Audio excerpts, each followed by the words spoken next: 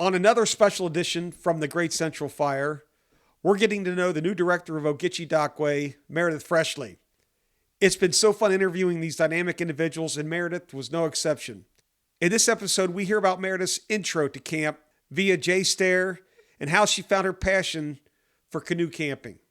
We learned about what she's been up to since she left camp. She shared her experience being a member on the first Ogichi Arctic trip in 2017, a trip called 6 North of 60. We know how humble Meredith is, but we got her to finally highlight her impressive rowing career, something you have to hear. And Hugh Haller joined us and asked Meredith some questions toward the back half of the show, and it's great to hear her philosophy on camp and life. We hope you'll join us for the next episode, which will feature Mike and Robbie Walsh. But for now, sit back, relax, and enjoy our show with Meredith Freshley.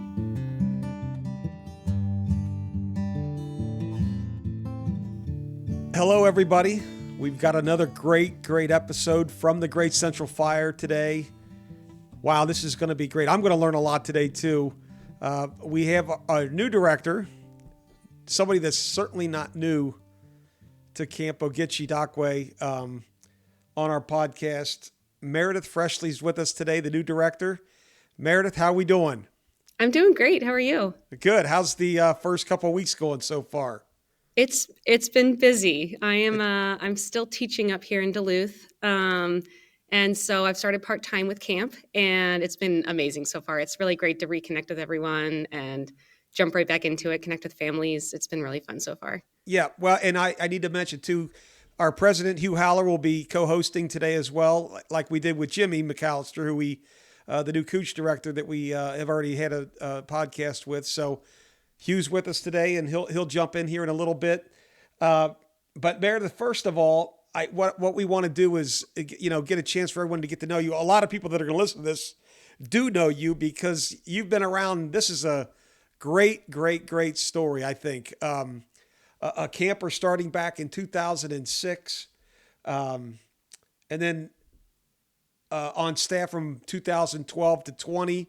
I mean, you've been there almost since the inception, and we'll get into that. But before we do that, I want to go back before camp, first of all, to find out how you found out about it, and then also outside of camp, what you've been doing. I know you're married, I think 2 children. I don't know how many children. One child. One child. Okay, sorry. No worries. So we want to know about all this, but let's start back at the beginning. I know you grew up in Cincinnati. How did this even come about? Well, I guess I'll start with, my camp experience, because I do like to tell this story. And it really was a core, kind of part of my start at time at camp. But I started going to summer camp, like just a summer camp down the road in Cincinnati, when I was 8 years old. And from there, I bounced around to different camps every single year. I just loved camp. I loved the experience. I liked meeting new people. And so I ended up meeting my very best friend, Maddie Stair. She came to my school. We became friends. And that winter, I guess it was a few years after we had met, but Jay Stair sat me down. He was a strong recruiter for Camp Ogichi. And he sat me down and said, pretty much you're going to camp this summer. And I had, Maddie had just gotten back off of her summer in 2005 at camp, and she had all these great stories. And I remember so clearly telling them, like, okay, I'll go to camp this summer, and I'm going to go for 1 year, because that's what I do. I bounced around to different camps. So I was going to go for one summer, and that was kind of what I told Maddie. And, I think Jay was happy that he got me to sign up. And I actually, I think I showed up to camp with like my papers in hand, because there was no online. Now, how old were you this year? How old were you your first year there? Were you 14? I was 15, I believe. 15. Okay. Yeah. It was after my freshman year. Yeah. And yeah, so I signed up. I showed up with the papers in hand of, signing up for camp, and and I was hooked. So I spent the next 17 years there. So Maddie and I laugh about that, just how I was so adamant that I was only going to go for 1 year. That's But well, that's that kind of happens. the beginning, the start of my experience at Ogichi was, I was definitely a J Stair recruit. He was a strong recruiter. He got many Cincinnati girls to get up there, to fall in love with the place. And yeah, I feel so lucky to have been, invited up there. That Well, we're first, yeah. glad he convinced you. I can tell you that. I've heard, I've met you a few times, Meredith, but I've heard nothing but never a negative comment from anybody. And I'll get into some of that stuff later. But uh, we're glad that Jay recruited you, and we're glad that you came up for the one summer that really stuck and that you spent that much time there. So where did you go to high school in Cincinnati? Where did I went to Cincinnati Country Day. Okay. Yeah. Okay. You went there. And then Mhm. after high school, you went to After high school, I went to UW Madison. okay. All Yeah. right, in college there. And then so tell us what's been going on in your professional career since we know your camp history being there on staff in the summertime, but outside after college, what's been happening what's Meredith been up to since Yeah, college till I now? graduated. Yeah, I graduated from Wisconsin in 2013, and my degree was in social work. And pretty much right after graduating, I ended up taking an extra semester of school. So I graduated in December of 2013. And right after I graduated, I went and did a Knowles trip. Um, and I really did it because I wanted to get into the backpacking at Ogichi, and that was kind of my letting Kathy know that I'm very, I'm taking it seriously. I want to do this Knowles trip because I really want to take this backpacking trip out. And so I did this Knowles trip down in Patagonia, um, and then got a lot of experience. That was a lot of fun. Definitely wasn't an Ogichi trip. It was not the magic of a summer up on Rainy Lake, but it was still a lot of fun and um, gained a lot of experience. And then I ended up going back up to camp that summer. And after that, I worked for a wilderness therapy program for a year. So I worked with kids in treatment, receiving treatment Bend, Oregon for a year. Oh, And then once I did that, I actually realized how much I wanted to go back into get my teaching license. I really enjoyed working with kids, and it meant a lot to me. And I wanted to figure out how I could do that and do camp. And so I went back and got my teaching license. It took me a little to figure out what I wanted. I took some graduate level classes, just kind of figuring out which direction I wanted to go with teaching, and started taking some classes in special education and fell in love with that.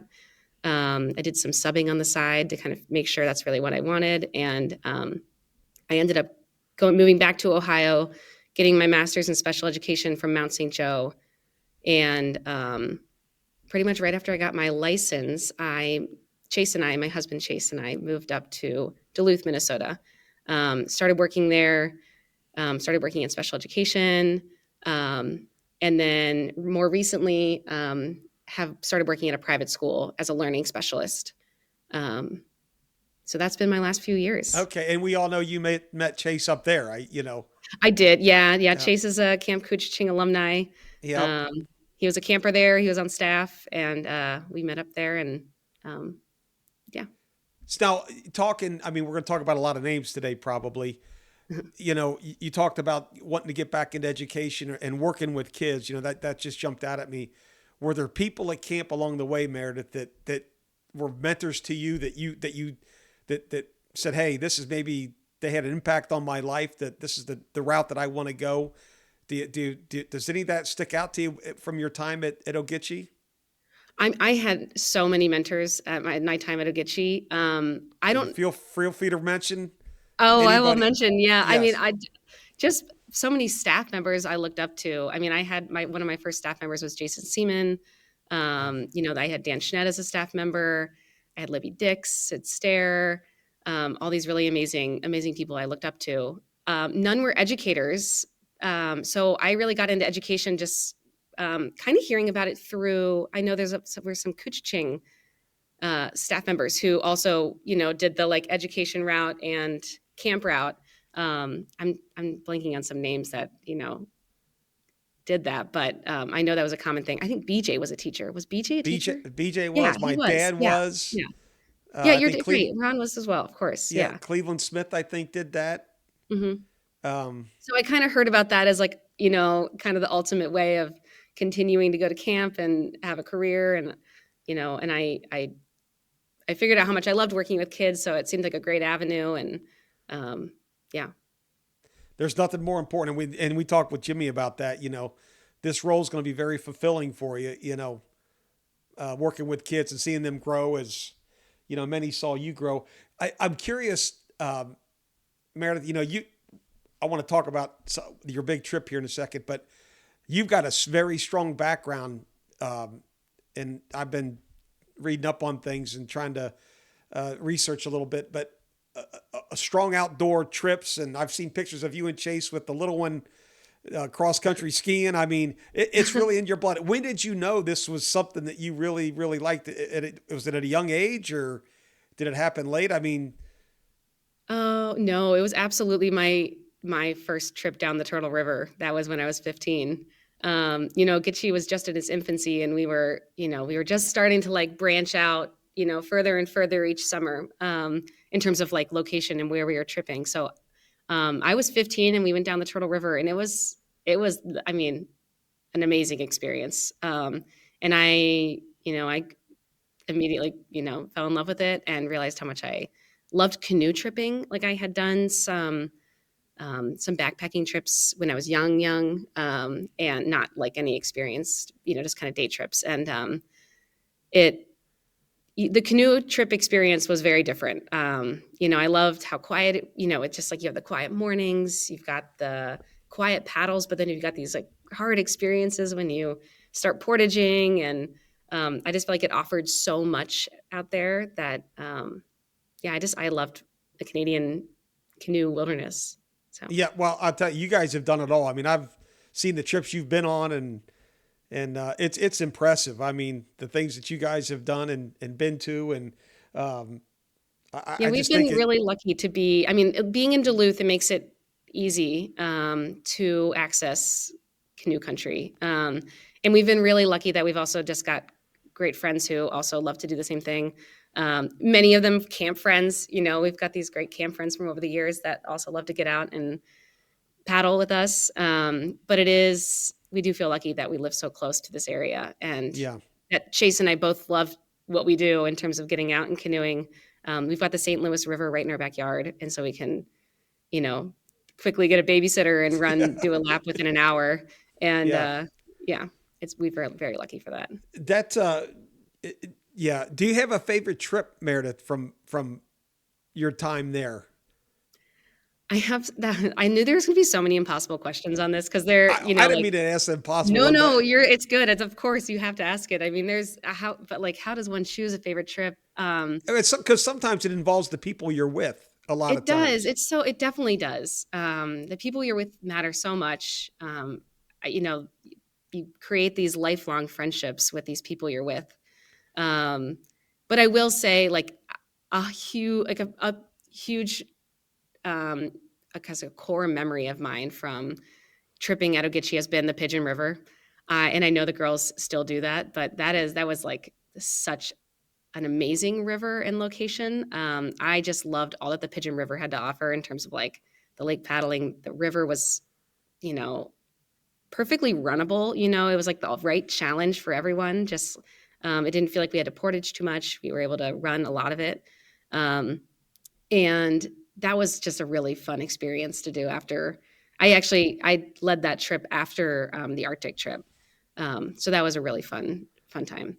Um, well, yeah, yeah, I heard it's a hard trip. Maybe I'm thinking of a different one. The it is. pigeon It's a is hard trip. It's definitely a hard trip. Yeah, it's just south of the Blood Vein, I believe, isn't it? It doesn't it empty into Lake Winnipeg. it The goes into pigeon, Winnipeg. It's yeah, north okay, of the Blood Vein. Yeah, or it's north of the Blood Vein. I believe it's north of the Blood Okay, Vein. okay. I can't remember. My dad would know. That guy knew Oh, knew your every dad. rock, Well, every. and I have to say, I was kind of thinking through some memories of various people. And your dad, I have this. I have such a memory of this time where I was probably a first year trip head, and we were doing a Tucumamon, the Otta trip, Oh yeah, oh yeah. and we were on Raspberry Island, and we were going to be picked up the next day. And at that time, Ron was our kind of our trips director. He was really the person we called if we had a question about anything with the route. And I remember our maps cut off right before the pickup. Like it was just like kind of a little truncated, like, they said head this way, go west and then, or you're, yeah, heading west and then you'll get picked up on the road. And our maps cut off right before that. And I remember calling Ron and feeling kind of embarrassed, like, oh shoot, okay, like Ron, we like missed this end of our map. Like somehow we don't have this last little blip of it. And I remember thinking like, oh, he's going to have to like go back to the trip center. He's going to have to dig through the maps. He's going to have to look through and, figure out where we are. And he just knew it like right off the top of his head. Um, like, oh, you're on Raspberry Island. Like just keep heading west and the road's on the right and the bus will be there at 6 a.m. And I remember just being like so amazed that he didn't even like second guess where we were or what we were, like the route of where we were in the middle of the Canadian wilderness for my mind. And Right. he just knew exactly where we were, and what the route was, like without even having to look at a map. And I remember being so impressed by that and being like, wow, I want to do that one day. Like I want to be able to be like, do what Ron does. Like, that's so Well, cool. well, Like he just knows every route, like the back of his hand. well, Yeah, he was there for a long time. I mean, and of course, he loved that stuff. It's funny you say this. This is an incredible story that you brought this up. In 2002, I wasn't working full time, but I came back up and I took a trip out with Bart Vollmer. And we took, Bart very well. Oh yeah, I know Bart very well. And Yeah. Bart and I are very close. And we took 4 kids with us.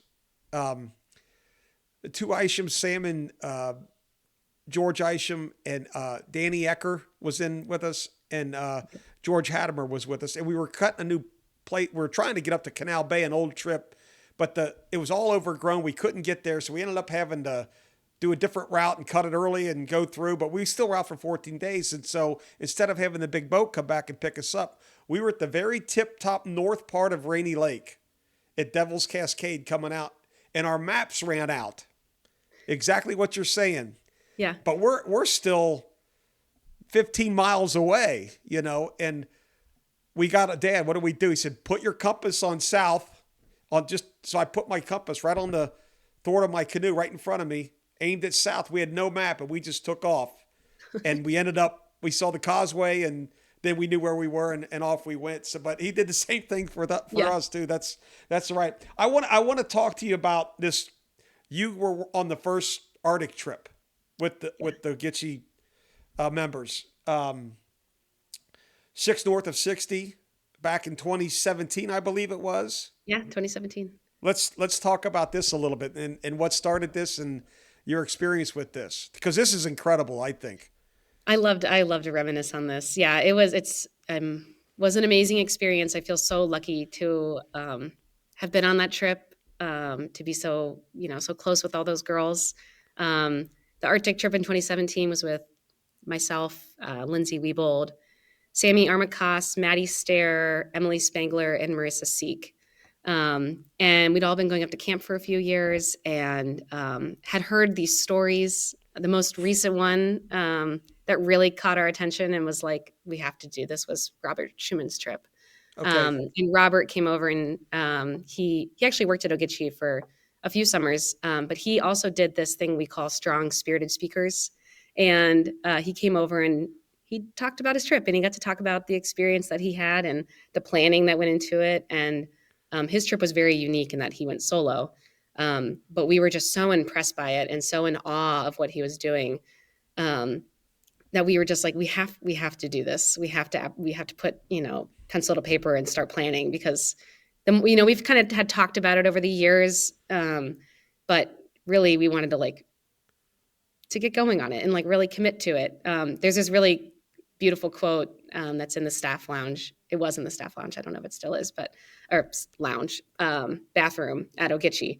And the quote in the bathroom reads something about, I'm not going to remember it, but it had something to do with commitment and how once you commit to something, everything just falls into place and it just becomes what it is supposed to be. And, we made that commitment that summer of we're going to do this. And we really just started planning from there. We just got going on looking at a map, where do we even want to go? And, we also kind of kept it quiet for a while just because we were protective of it and nervous, just we don't want to start saying we're going to do something and then have it not be able to work out in some way. So we definitely kind of kept it quiet while we were planning for a while. Right. And once we had kind of gotten a full commitment from everyone and kind of started working on like where we wanted to go. And like really got our group together. We announced it, and it, was really fun to get the support of the community. We had so many people reaching out to us just for help. The Arctic Committee at the time was really helpful with just giving us, feedback on various things that we, hadn't thought about. And yeah, it was a really, I mean, I can't even put into words how amazing the trip was. It ran so smoothly. All the planning we had done just paid off for a really smooth trip. And so we felt very lucky in that, we got to experience everything from paddling in the mountains, which none of us had really done before. Paddling in the mountains with beautiful whitewater and paddling and lining upstream. And then crossing this massive, beautiful lake, which we ended up, when we did cross Great Bear Lake, we ended up paddling at night. We switched our schedule, and that just led to we were basically paddling in a sunset for 8 hours straight when we were paddling, which was really beautiful. And then we got to end on the Coppermine, and that I know has a big connection to camps past of just so many great people have paddled the Coppermine in the past, and so it was really fun to make that connection. We had I think it was Tom Little message us on our inReach right when we reached the Coppermine. He had done that trip. We also got Rich Thompson's his journal from his trip. Yeah. He gave us his journal. We had, we were talking with George. I know George did the Hood River, but we got to connect with so many amazing people about their experiences, and we got to connect it to ours, and it was really, really fun. Now, do you think I think, well, first of all, I think you've opened a lot of doors. I don't think you guys realize this, but you opened a lot of doors and gave a lot of young women a lot of confidence to do this by you guys taking the bull by the horns and starting this first Arctic trip. I know I talked to Catherine Heinley already on this, and I know they've got a trip coming up. Yeah, they do this summer. I'm so excited for them. Yeah. If you didn't go to Ogichi, would you have done this in the early years? Do you ever see yourself doing this? No, definitely not. I mean, Ogichi has opened so many doors for me. Really, and not just Ogichi the camp, but the people there. It's really the people there that make it so special and so meaningful. And that everyone along the way has been some type of mentor or someone I've looked up to, someone I've learned something from. And we were able to all pull that onto our Arctic trip of just kind of all these people we've looked up to for all the years. Even people who haven't been on Arctic trips. I mean, it's one thing, Ogichi is it's only 21 years old, 22 years old. And so we didn't have other women who we knew from camp who had done these trips, but still who contributed in so many ways of just inspiring women who are strong and very capable. And, we had Kathy's full support too, which was really nice to have. And she just was a good mentor for us along the years. And no, we felt very lucky to have so much support from everyone. Yeah. Yeah. I want to talk about your roles that you had at camp. I know we know the new role you have now. We'll get into that. The director of God, I forget the name of it. Camper experience and development. Okay, yeah. And working with kids and recruiting kids. But as I've talked to people in the past, and I've heard your name come up many a times. The things that keep coming back over and over again is a very humble person, a person that works hard behind the scenes, that doesn't want any. I had to call Kathy Dix today about something else, not about this. At the end of our conversation, I said, "Hey, I'm going to be talking to Meredith today," and she said, "Oh my gosh," she said, "I would wake up at 4 or 5 in the morning, and there'd be a light on in cabin 4, and there'd be Meredith down there already underway working, and no one knew it. She just went on her way, and just seeing you smile, Meredith, and the warmness." I think you're going to be a great recruiter. And Kathy said, as people would walk by the trip center when you were working there, that they always wanted to stop and say hi to Meredith and see what she was doing, because they just wanted to be around you and be in your presence, which is a great compliment that she gave to you and that other people give to you. But so what were your roles there on staff over the years? Do you remember everything? Oh, yeah. I hope I do. It was, I kind of worked my way up just as people do. You go from camper to you become an LDAC, which I was part of one of the first LDAC programs because it kind of was. I think the LDAC program started in about 2008, maybe. Yeah, and I was an LDAC then. I was a CIT in 2009, and then I was on staff in 2010. And so trip assistant, and then I worked my way up to trip head. And then after that, I actually became the wilderness, or was the, sorry, not the wilderness, but I was the food coordinator. The trip food coordinator is what the name was, I think. Okay. And so that was a blast. That was really fun. That was just like helping people plan their menus and doing some grocery runs and ordering some food online and getting stuff to camp and organizing it so kids could pack it out. And that was the kind of role that lent to a lot of people being curious and wanting to come in and help. And that was lovely. Like I loved, because sometimes when you're working in a role in camp, I don't know, it can be behind closed doors and it can be quiet. And it's nice when you leave the door open and campers wander in. They're like, "Oh, are you making gorp? Can I help make gorp?" And you're like, "Sure. Yeah, come grab a cup and start scooping peanuts," and people just want to help out. And that's really fun. And I love that part about Ogichi is that it can be so supportive and people, they really buy into the community and the culture and they want to help. But no, I loved doing trip food. I had some great help over the years. Like Olivia Cook was in there for a long time. Haley Simmons was in there for a long time. Haley ended up taking it over then. And I made my way over towards the gear room. That was my next role was as the wilderness program coordinator, wilderness program coordinator. And that was more kind of along the lines of what Ron was doing to a much lesser scale, just because I was learning the whole thing, but helping plan the trips, get all the gear ready, repairing the gear, getting the permits, fishing permits, all the things that they'd need to be successful on their trips. And that also just lent to a lot of supportive hands. It's, Bart had built this beautiful trip center right kind of in the middle of camp.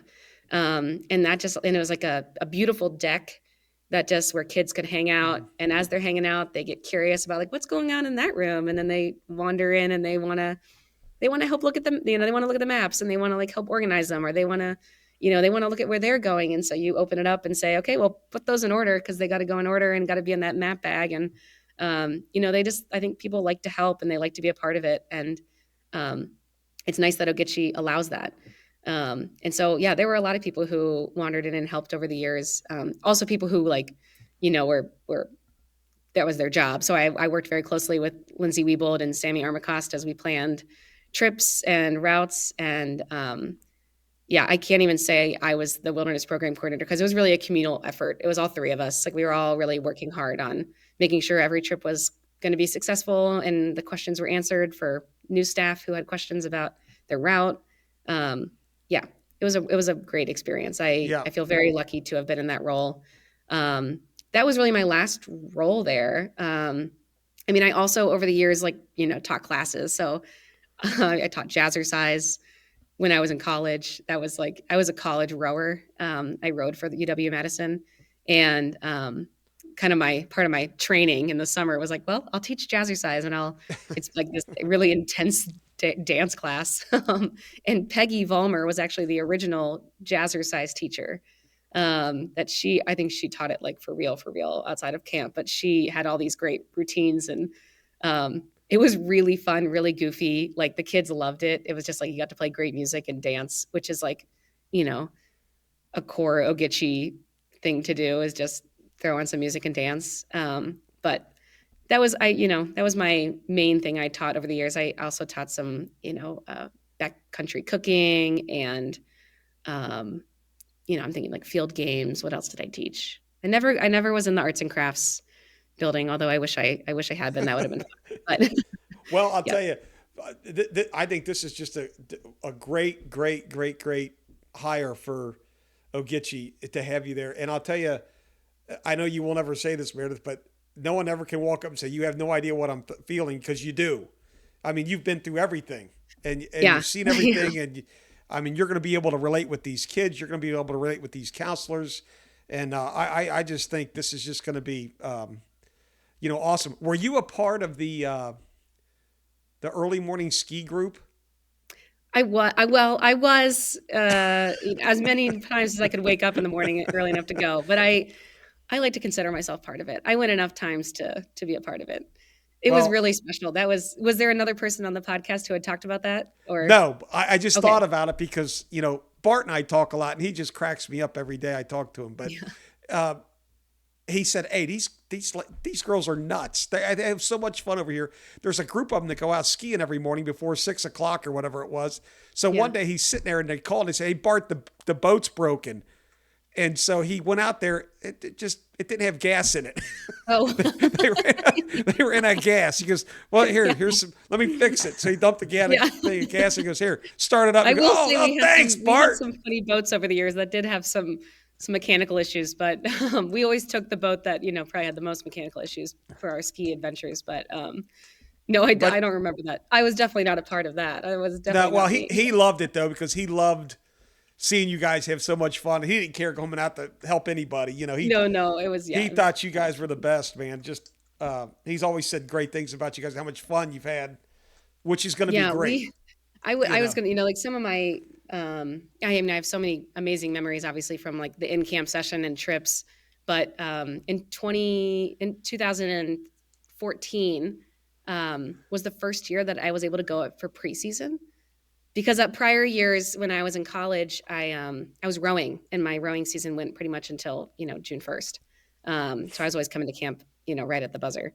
Um, but 2014 was my first summer I was able to go up for preseason, and that was the year that also the Great Lodge was being built, okay. and it was such a special time. I mean, I had always been close with Bart over the years, but that was really fun to be up there early with Bart, trying to help him out without getting in his way, and I was up uh, there that summer with. I've heard some stories. I know you tell of Molly Knoll and Kit Summers, and hey, hey, they're. hang on, stop right there. We I know what you're going to I say. hope they're listening to this. Oh, I'm they trying are. to get them on this podcast, and she will not call me back. I want to She'll call get you Kit back. and She will. Molly on this podcast. So, Kit and Molly, if you're listening to this, call me back. You got to get on here. Everybody is waiting for them to get on here, and so I'm just throwing that shout out right now for them to get their rear ends in gear and let's get call me They're back just some. building the anticipation. Right. They're ready. Well, I want the people to hear who we want as the next guest from the Ogichi side, and it's those two. So anyway, I just want to throw that out, but go ahead and keep going. Sorry you No, threw their that's name out, great. so But I no, wanted to jump in they there. would be so much fun to have on the podcast. They've got some really great stories. I mean, they're very close friends of mine, and yeah, we had a lot of fun preseason. Just like I said, trying to not get too much in Bart's way, and but trying to help him out. Right. Mostly, making some errors along the way, like with various paint choices and different things. But no, it was a lot of fun. I feel very lucky to have been up there preseason Yeah. with them and Now you Bart. started your first summer. I'm gonna read you some stuff here, and then when Yeah. I want to bring you in here. Uh, I gotta put my glasses on here. Sorry. 2006, I think, was your first summer. Yep. Is that about right? Yep. 2004 was the inaugural trip. Yes. In 2005, the first full summer, I believe. Do you know how Yeah. many staff that were hired that summer? Oh, I think there were only like 30 campers, so I have to imagine there were probably There 10 were staff. 38 campers, Okay. 10 staff, Okay. and 4 trips went out. All right. The first summer for Ogichi. Well, and I'll say back then when in 2005 and in 2006 as well, like everyone in camp went out on trip. Right. So it was not like, all those staff members, even if they were in the kitchen, they went out on trip with us. Right. It was Yeah. really fun. It was like a full camp experience. Like everyone was packing up, everyone was getting ready to go. I think Kathy went out on trip maybe the first year. I don't know if she did in 2006, but it was a full on camp. Everyone goes. Yeah. It was really fun. Well, now I'm going to give you another stat here, Okay. and this is incredible. Because because 15 years later in 2019, this is only 15 years down the road now. I mean, this is a camp that started from scratch. You know, what's going to happen. And in my mind, in my opinion, Meredith, from 2005 in 15 years, if the wrong people were there, and I give you credit, I give the Molly Knowles credit, I give the Kit Summers credit. If the wrong people are there, your product, so to speak, goes down the drain and kids are not going to come back. So all you people, your era, in my opinion, should take a lot of credit for this. And Kathy and all the staff that came in and out of there, there's been some great people there having a lot of fun. In 2019, there was 75 staff. 15 years later now. Yeah. 215 campers and 34 trips went out. I mean, I think that's incredible. Yeah. And I just think it's really, yeah, it's incredible. And a lot of it speaks to Kathy Dix. Like, and I could speak for a whole podcast about Kathy alone. You know, she just has done amazing things for this camp really built it up. And really, I think like what I think made camp and makes camp so special and what Kathy was so good at is that she held us to such high standards. But she also allowed for so much room for like goofiness and growth and mistakes and things where we learned along the way. Like it was just, it was a really special place to, you know, work under her and work with her just because she is such an amazing woman. So yeah, we're very lucky. Yeah. She was a great person, the right person at the right time, and did a lot of great things. And, I know there's going to be a lot more great things coming as you step into this role. I can't wait to see it. As we continue to grow moving forward with you in there. But with this, I want to bring Hugh in. I think he's got a few questions for you. Our president of the Camping and Education Foundation. And Hugh, come on in, and I want you to go ahead and share some questions you may have for Meredith, and I'll let you two chat here a little bit. All right. Thanks, Jeff. Hey, Mayor. Hi, Hugh. Hello.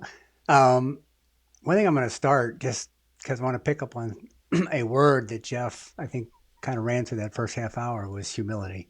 I think it's a great word to describe Meredith. And one thing she's being very humble about, I want you to talk a little bit about your rowing acumen and experience, because I know that goes way back. And I have a feeling that maybe some of that Arctic love grew out of that rowing experience. So you got to talk a little bit about that first.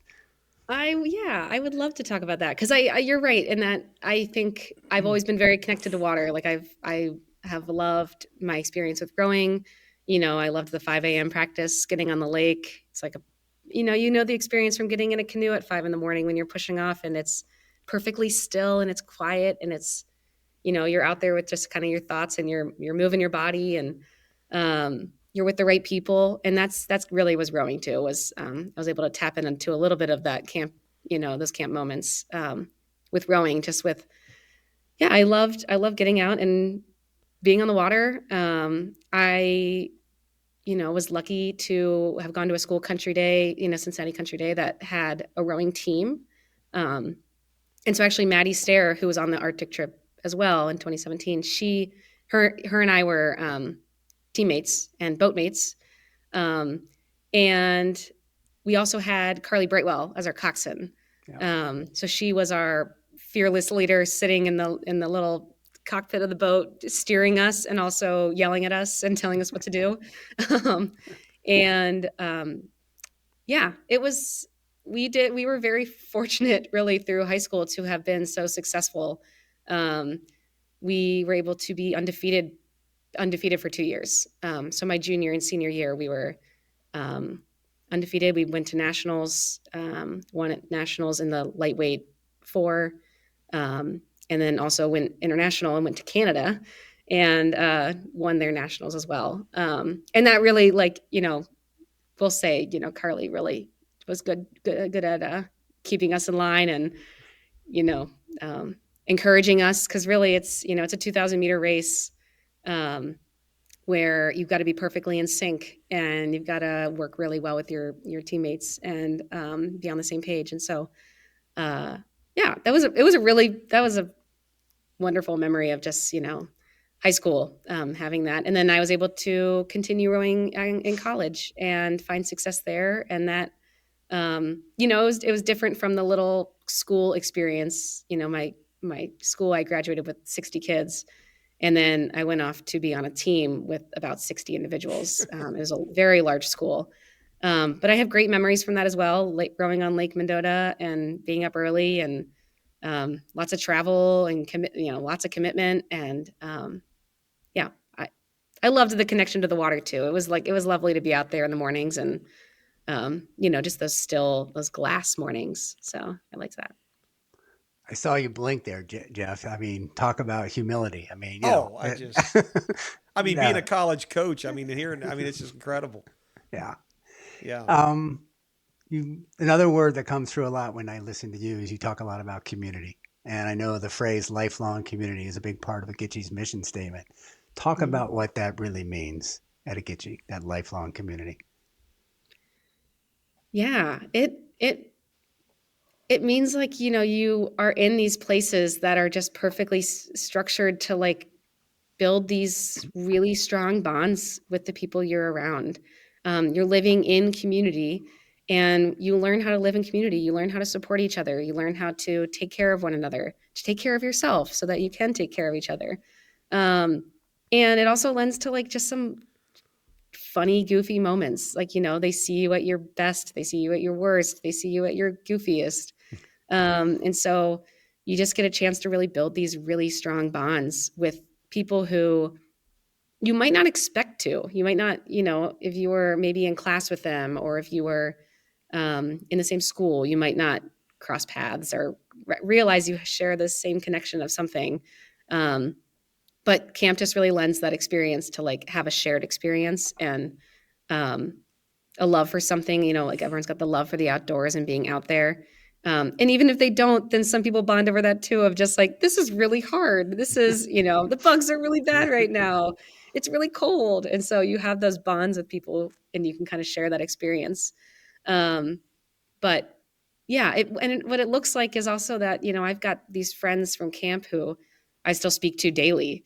And if I'm ever in Cincinnati or Denver or any of these places, I can reach out and say, hey, what are you doing today? I'm here. Even people I haven't talked to in years, I would feel comfortable reaching out and saying, hey, I'm in this city. What are you up to? So that's really that lifelong community, is that it just doesn't go away. And then I'll say, I've also met my husband at camp and, Chase is my, he's my lifelong community there too. And I feel very lucky that we have that shared experience of, while we didn't meet at camp because the two camps don't mix. We do have that shared just experience of love for tripping and being outside. Thank God they don't. Yeah. Right. Yeah, no camp dances. Right, Mayor? You're guaranteeing me that, right? I'm guaranteeing that. That is not going to happen. Yeah. Another part of that community piece is, Jeff will relate to this. We had a gathering, was a couple of weeks ago in Cincinnati. One of our former board members has a place where we often gather, and Jeff brought an old friend out that, frankly, I'd never met before, a guy named Phil Murdoch. And what was so cool was, somebody mentioned, I don't know what it was, if it was the Blood Vein or the Savant English. And then before you know it, you've got 3 generations of people talking about, oh, yeah, you remember the Mookie Mile or the Trail of Tears. And you just instantly connect over those shared experiences, which is yes. Yeah, awesome. I know. And I love it because even with people who you don't maybe had never met before, maybe you're meeting at an alumni reunion, you could say, yeah, Blood Vein River or, Quetico, anything, Turtle River, and everyone's got that shared memory, and that's fun too, not even just for alumni, but it's fun for campers too. You get girls, and even within their second year at camp, they hold this experience. And, there can be girls who it's their first year and they're saying, oh my gosh, I'm so nervous to go down the Turtle River.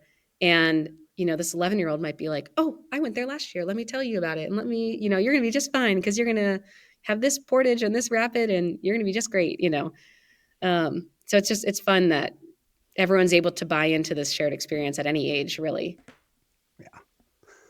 Okay. So I know you're I guess, relatively new mom Yes, within the last definitely. year Yeah, or so. definitely. So I think I'd love for folks out there to like, what's it like being new mom, and also kind of how do you see that informing or influencing your role, um, coming in as a mom versus being there, in your former life. Yeah. Yeah, I will say it has been so Sloan, I'll just, say for the podcast, Yeah. Sloan is 14 months old. And she, I feel like Chase and I have lived like 4 lifetimes within this last year. Just, it has been so much fun. What an experience. I mean, from newborn, the newborn still, like quietness and that it's a quiet time, but it's also crazy in your own brain of just like, oh my gosh, what do we do? This is totally new. To now we have a toddler running around and demanding bananas and all these things. But no, it's been a really really fun, like heart filling, with joy kind of just experience this last year. And I guess the way it informs my my new role is that I recognize parents are trusting us with their most precious thing, their children. Like I know it. Like even we brought Sloan out into Voyageurs National Park this summer. We did our first, canoe trip with her when she was 6 months old. And, my head was just like, okay, checklist, checklist, checklist. This is so important. Life jacket, like make sure it's really tight, all these things of, just making sure everything's just so for this perfect experience, and that it's really safe and that she has fun and that we have fun. And that really like allows me to like think about, okay, the parent experience of sending their kid to Ogichi, we've got those checklists checked and we got those boxes checked, like we are making sure your kid is having the like a safe experience, a fun experience, a successful experience, like all these things that I know is so important as a mom. And yeah, that kind of informs just how my You new know what's going to role. be great, Meredith, when you're up there this summer with Sloan? You're going to have a gazillion free babysitters. Yeah. I don't know if they think that, but yes. Yes. Oh, they're going to Yeah. just eat that up. I mean, everybody. I mean, it's just going to be so good. Yeah. No, She'll be part of the family. I Oh mean, yeah. that'll be I that do shared feel community. I do feel lucky that looking at these staff members that are at Ogichi this summer, like what a solid staff. It was so fun to jump into that first staff call. Because I had been looking at these camper lists, that when my first few days, I was kind of looking through the camper lists, making some phone calls. And as I'm going through these lists, I'm like, oh, like where's, this person's not here anymore. Like, oh, it's a bummer. Like, where's this person? They're all on staff now. Like that, it's amazing what 3 years does where I'm like, oh my God, there you Yeah. are. Like you're just on staff. This is amazing. And it's such a solid staff this year. And I feel lucky that Sloan is able to be just, in the community. And we're going to, she won't take away from the camper experience. I'll make sure she's, off doing her thing with the babysitter. But I am looking forward to the fact that she's just gets to be surrounded by so many amazing women, Yep. and be maybe part of a few dance parties here and there. So Yeah. Yeah. I know Sam will be right there. yeah, yes. Okay, a couple of questions that I asked Jim that I would love to kind of hear from your perspective too. So, what are you most excited about in this new role, and looking forward to this summer? Like, what excites you the most? I I think I'm most excited about kind of what I've already stepped into doing the last few weeks, and recognize it's been kind of light because I am part time right now, but I have loved connecting with the parents. Um, just the Ogichi community is the community up at camp. That's what we see in the summer. But it's really fun for me to build this community, and to think of like, okay, wow, like I've always been so camper focused and not, but like in the moment, like this is the camper experience. And it's fun right now to be like, oh, we're expanding this. This is the parent community too. Like I just like how big the community is. And everyone's experience in it, even though I know the parents don't experience camp, but they're still part of the community. And that's, they're part of that like lifelong community with everyone. And so I've really enjoyed that so far. I also am just like, I'm so excited for like the magic on Rainy Lake, just the small moments of like, a camper figuring something out for the first time, or, getting off their canoe trip and just feeling like, or looking and seeming so full of like so much joy and pride and confidence. And I'm looking forward to all those moments and reconnecting with people I haven't seen in a while. And yeah, there's a million, but yeah, that's mostly it. Yeah. Okay, reverse question. Biggest challenge. What do you see as your biggest challenge? Oh, biggest challenge. I think my biggest challenge will be because I've held these different roles and I'm so used to being the one, the doing. I think I'll have to challenge myself to not, I'm going to pause here. You can edit this part out.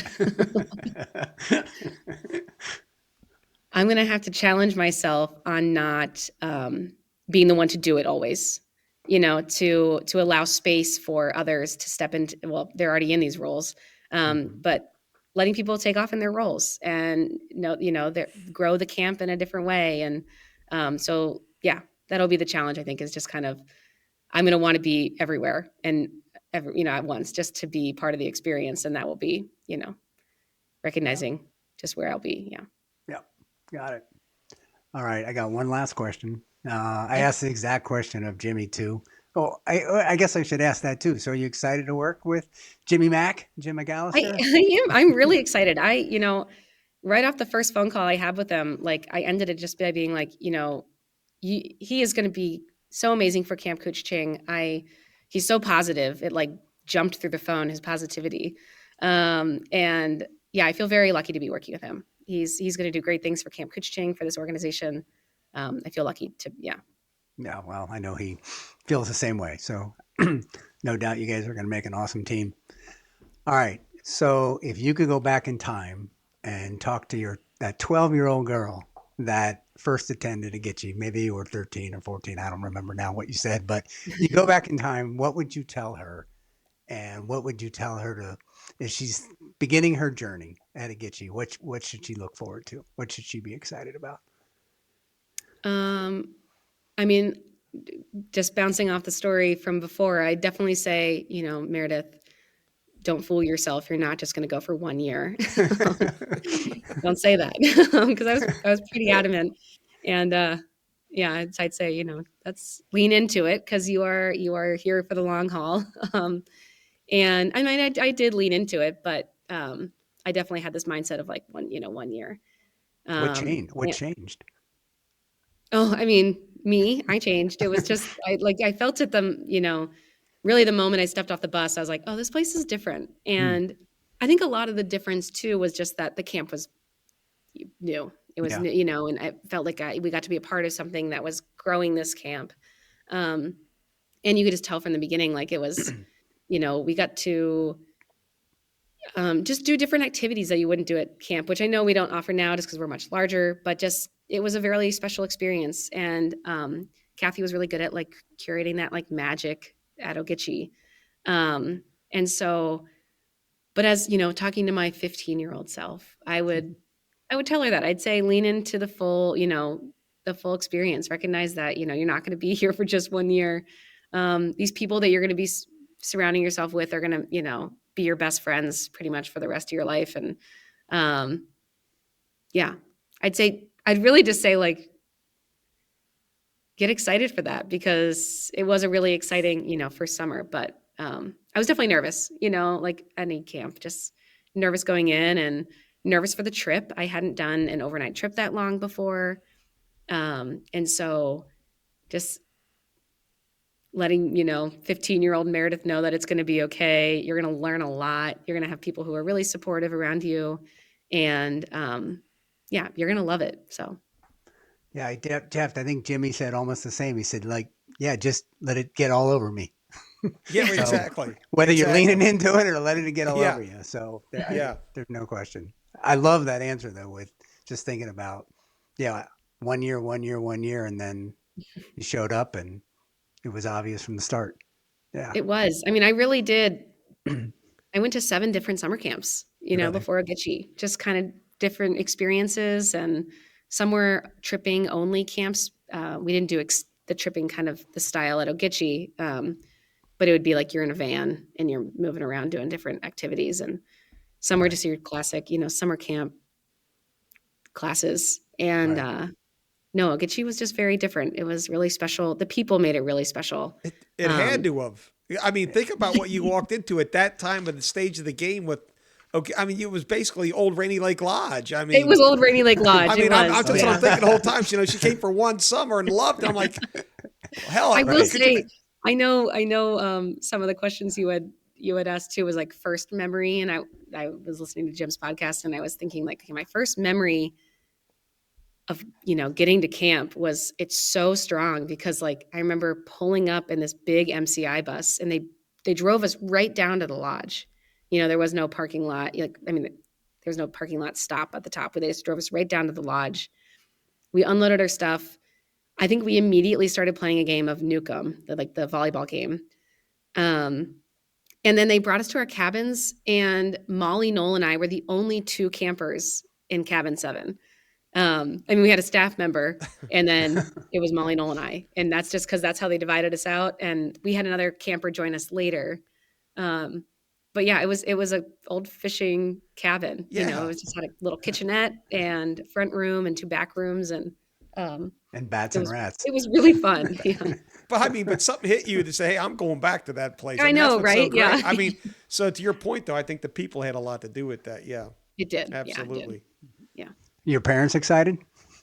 They're really excited. Yeah. They're really excited. My mom's already planning her day. She's going to come up and help with Sloan for a little bit. And she's planning her day that she's coming. So a few days. But my mom had done a few women's trips over the years. So she's very adamant that she's got a few more in her and she wants to get out there for a women's trip again. Awesome. Yeah. That's great. Jeff, back to you, buddy. Anything else? Well, yeah, no, I was just, Meredith, is there anything else that you want to share about anybody or anything? I know you're excited. Are you nervous a little bit? That's normal going into this new role. And I'm more excited. It's such a supportive and strong community. I feel very, very, very fortunate and very lucky, very grateful, I will say, to be in this new role.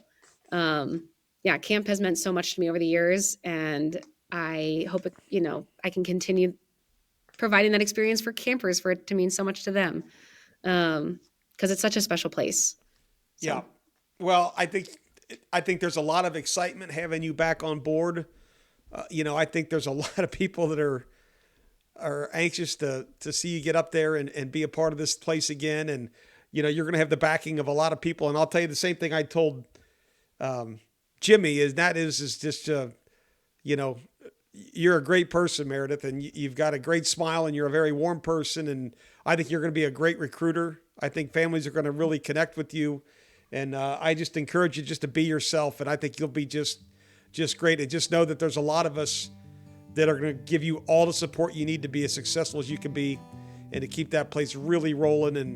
And we're just excited that you're coming back. Thank you. I'm really excited too. Thanks. Good. Absolutely.